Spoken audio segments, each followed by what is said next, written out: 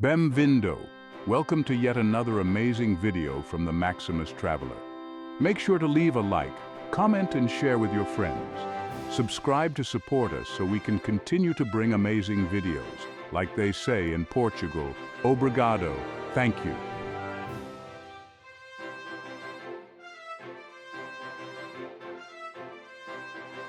The rugged coastline of Portugal, kissed by the Atlantic. This is where Europe meets the ocean, and where centuries of history and culture await. Welcome to our journey through Portugal, a country rich in history and culture. Over the next few minutes, we'll explore its captivating cities, charming towns, and breathtaking landscapes, discovering hidden gems and iconic landmarks along the way. So sit tight and enjoy the show. Lisbon, Portugal's vibrant capital, rises from the banks of the Tagus River like a city bathed in golden light. This is a place where history whispers from every cobblestone. Founded by the Phoenicians, ruled by Romans and Moors, Lisbon has witnessed the rise and fall of empires. Today, its legacy is a captivating blend of architectural wonders like the Jerónimos Monastery and the Belém Tower, both testaments to Portugal's age of discovery. The best time to visit Lisbon is in the shoulder seasons, spring or fall, when the weather is mild and the crowds are thinner.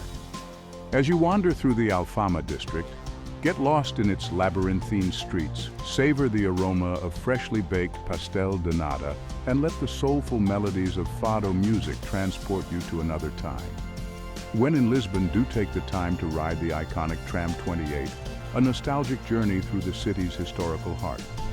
Don't be afraid to try the local ginginha, a sweet cherry liqueur often served in a chocolate cup. And remember, while English is widely spoken, a few basic Portuguese phrases will be welcomed with a warm smile. The Douro Valley, a UNESCO World Heritage Site, is a landscape painted with terraced vineyards that cascade down to the meandering Douro River. This is the birthplace of port wine, a fortified wine that has been produced here for centuries using traditional methods passed down through generations. To experience the Douro Valley at its most vibrant, visit during the grape harvest in September or October. Witness the bustle of the harvest, participate in wine tastings, and learn about the art of winemaking from the passionate locals. While in the Douro Valley, do take a leisurely boat trip down the river, soaking in the scenery and the tranquility of the region. Don't miss the opportunity to visit a traditional quinta, a wine estate, and savor a meal paired with local wines. And remember, the beauty of the Douro Valley lies not just in its wines, but also in its slow pace of life. So take your time to truly appreciate it. Hola novamente de Portugal. Hello again from Portugal. Next, we're whisked away to Óbidos, a fairy tale town tucked away within majestic medieval walls. Imagine, if you will, cobblestone streets winding past whitewashed houses splashed with vibrant bougainvillea. This town, my friends, is a living postcard. Any time is good to visit Óbidos. It is an inspiring suggestion for a romantic or simply a peaceful weekend because of the love stories that have been enacted there and for its medieval setting. And if you include an overnight stay in the castle, then you'll attain perfection. Quite close to the capital and located on high ground near the Atlantic coast, Óbidos has had a strategic importance in the territory. It had already been settled prior to the Romans' arrival in the Iberian Peninsula, and the town prospered after being chosen by the royal family. King Dinis offered it to his wife, Queen Isabel, in the 13th century, and it became part of Casa das Rainhas, Queen's estate, who improved and enriched it throughout the various dynasties. This is one of the main reasons for the high concentration of churches in this small place. For the best experience, visit during spring or fall for pleasant weather and fewer crowds. Don't miss the chance to stroll along the fortified walls, offering panoramic views of the picturesque town and surrounding countryside. And be sure to sip on ginginha de Óbidos, a sweet cherry liqueur, best enjoyed from a chocolate cup, a local tradition. Prepare to be dazzled, folks, as we venture to Sintra, a UNESCO World Heritage Site and a wonderland of extravagant palaces, lush gardens, and mystical forests. Nestled at the foot of the Sintra Mountains, This town has inspired artists and writers for centuries with its romantic allure. Sintra is a resort town in the foothills of Portugal's Sintra Mountains, near the capital, Lisbon. A longtime royal sanctuary, its forested terrain is studded with pastel-colored villas and palaces. The Moorish and Manueline-style Sintra National Palace is distinguished by dramatic twin chimneys and elaborate tile work. The hilltop 19th century Minho National Palace is known for a whimsical design and sweeping views. From the whimsical Pena Palace perched atop a hilltop to the mysterious Quinta da Regalera, with its enigmatic initiation wells, Sintra is a feast for the senses. Spring and fall offer the most pleasant temperatures for exploring the palaces and gardens. While in Sintra, don't just stick to the main attractions. Wander through the historic center, sample travesseiros, pillow pastries, at the famous Periquita pastry shop, and let the magical ambience sweep you away. Trading castles for coastlines, we journey south to the Setúbal Peninsula, a region where the Atlantic crashes against golden beaches and dolphins frolic in the sparkling waters. This hidden gem offers a diverse landscape of vineyards, fishing villages, and the protected natural park of Óbidos. History lovers will be fascinated by the Roman ruins at Troia, while nature lovers can hike through the Serra da Óbidos mountains, their slopes plunging dramatically into the azure sea. Summer is ideal for enjoying the beaches and water activities, but be sure to book accommodations in advance, as it's a popular getaway for the Portuguese. Don't miss the chance to sample fresh seafood at a seaside restaurant in Setúbal, the region's charming capital, or take a boat trip to spot the resident bottlenose dolphins. Hello again from Portugal. Today we're stepping back in time to explore Évora, a UNESCO World Heritage City with a history as rich as its famous wines. Évora's story unfolds like a history book, with each chapter paved into its ancient walls and cobblestone streets.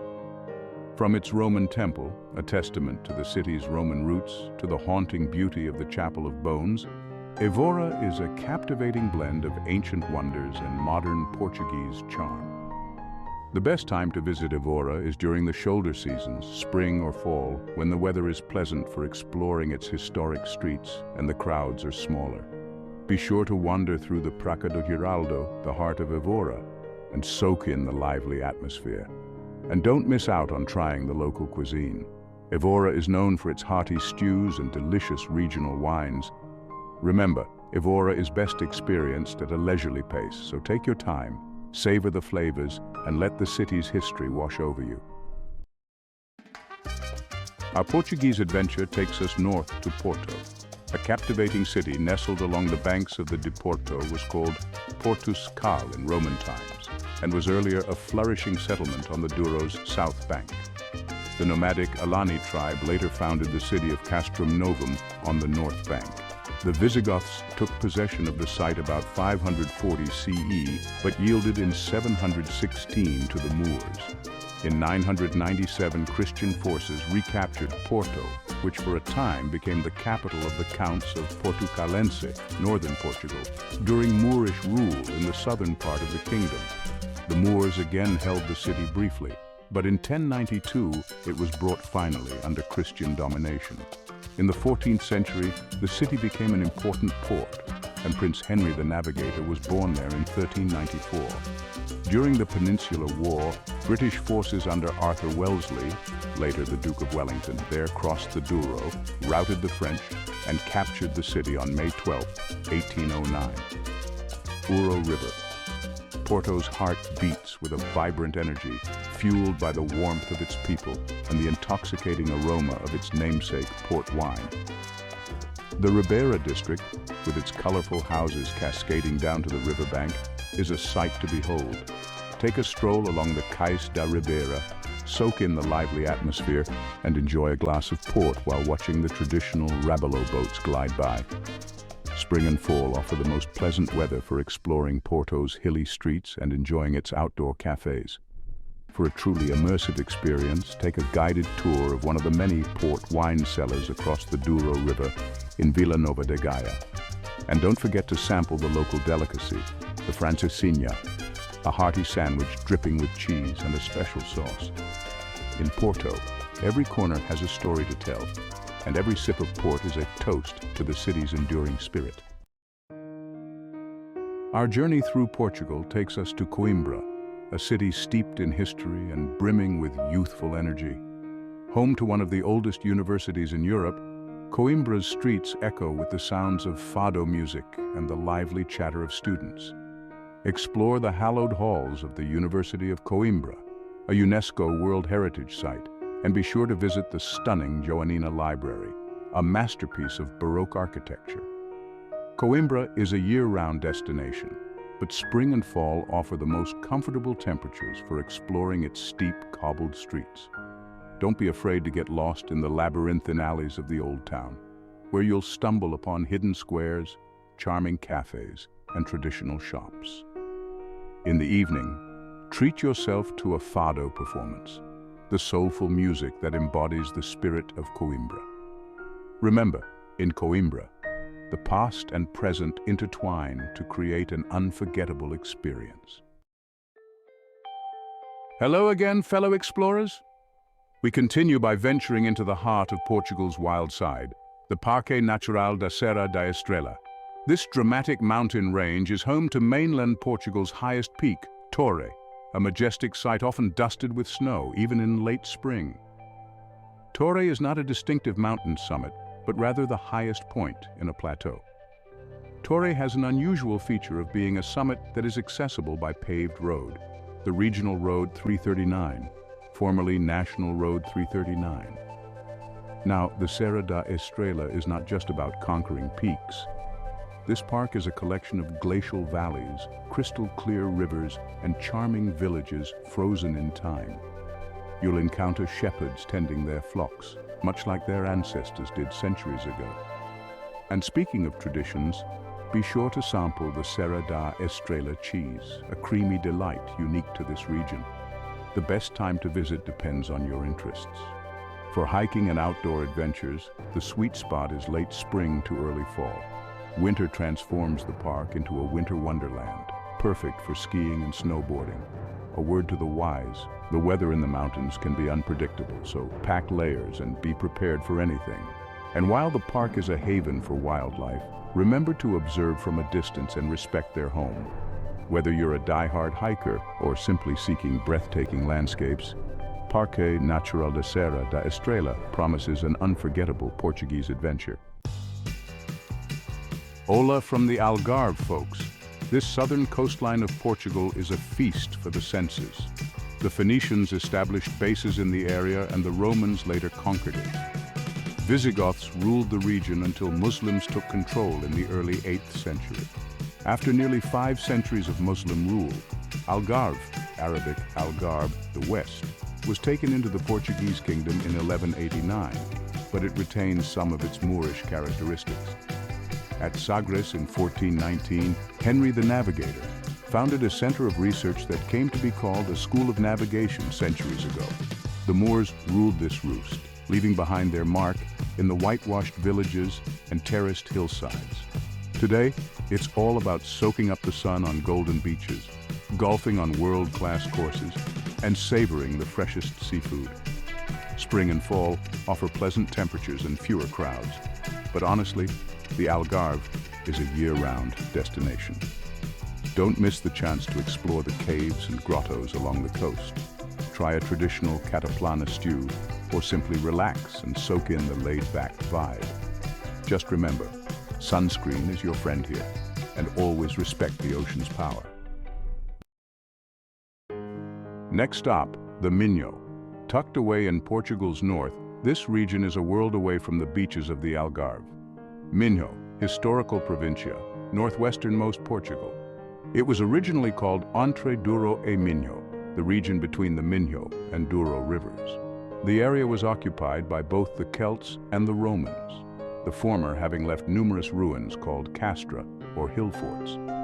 Here, rolling green hills are dotted with vineyards, quaint villages, and ancient Roman ruins. The Minho is where Portugal was born, and its rich history is palpable in every cobblestone street and granite manor house. Spring and fall offer ideal weather for exploring the region's many hiking trails and historic sites. Be sure to sample the local Vinho Verde, a crisp, refreshing wine that's perfect for a sunny afternoon.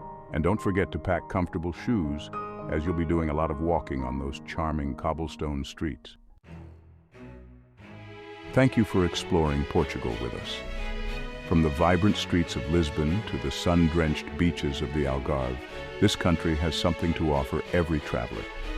Remember, every journey tells a story, and we hope you'll make your own here soon. Thanks for watching and being part of our journey. Don't forget to subscribe to the Maximus Traveler channel and enjoy the rest of your day. Adios.